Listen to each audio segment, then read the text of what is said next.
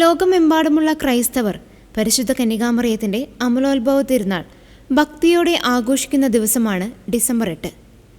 1991 തെക്കേ അമേരിക്കൻ രാജ്യമായ വെനസ്വേലയിലെ ഫിൻഗ ബെഥാനിയ എന്ന മരിയൻ തീർത്ഥാടന കേന്ദ്രത്തിൽ അർദ്ധരാത്രിയിൽ തിരുനാൾ കുർബാന നടക്കുകയായിരുന്നു.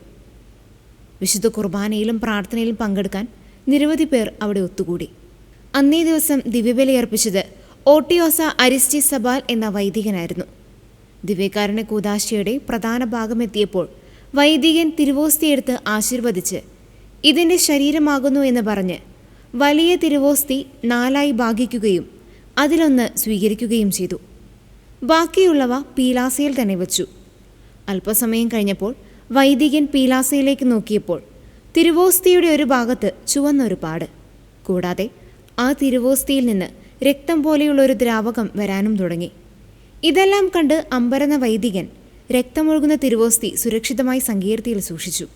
പിറ്റേന്ന് രാവിലെ 6 മണിക്ക് വൈദികൻ തിരുവോസ്തി എടുത്തു നോക്കി. അപ്പോഴും അതിൽ നിന്ന് രക്തം വരുന്നുണ്ടായിരുന്നു. 3 ദിവസം ഇത് തുടർന്നു.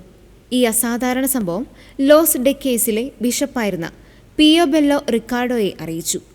ബിഷപ്പിൻ്റെ നിർദ്ദേശപ്രകാരം ഈ അത്ഭുത തിരുവോസ്തി കാരക്കാസിലെ ലബോറട്ടറിയിൽ വിശദമായ ശാസ്ത്രീയ പരിശോധനയ്ക്കായി അയച്ചു. ഈ പരിശോധന ഫലങ്ങൾ ലോകത്തെ അത്ഭുതപ്പെടുത്തി. തിരുവോസ്തിയിൽ കണ്ട ചുവന്ന ദ്രാവകം യഥാർത്ഥ മനുഷ്യരക്തമാണെന്ന് സ്ഥിരീകരിക്കുകയും ചെയ്തു. കൂടാതെ രക്തഗ്രൂപ്പ് AB പോസിറ്റീവാണെന്നും കണ്ടെത്തി. ഈ രക്തം ഒരു ജീവനുള്ള ഹൃദയപേശികളിൽ നിന്നുള്ളതാണെന്ന് ശാസ്ത്രജ്ഞന്മാർ സ്ഥിരീകരിച്ചു. ശാസ്ത്രീയ പരിശോധനകൾക്ക് ശേഷം ബിഷപ്പ് പിയോബെല്ലോ ഈ അത്ഭുതത്തിന് ഔദ്യോഗിക അംഗീകാരം നൽകി.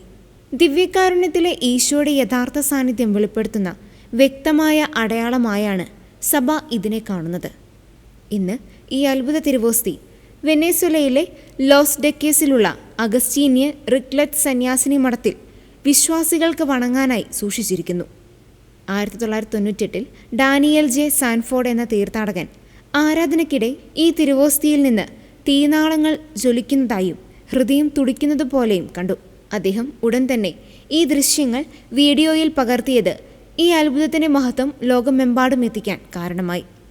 ഈ ദിവ്യകാരുണ്യ അത്ഭുതം അപ്പത്തിൻ്റെ രൂപത്തിൽ മറഞ്ഞിരിക്കുന്ന ക്രിസ്തുവിൻ്റെ യഥാർത്ഥ ശരീരം, രക്തം, ആത്മാവ്, ദൈവത്വം എന്നിവയിലുള്ള വിശ്വാസം ശക്തിപ്പെടുത്തുന്ന ഒരു നിത്യമായ അടയാളമായി നിലകൊള്ളുന്നു.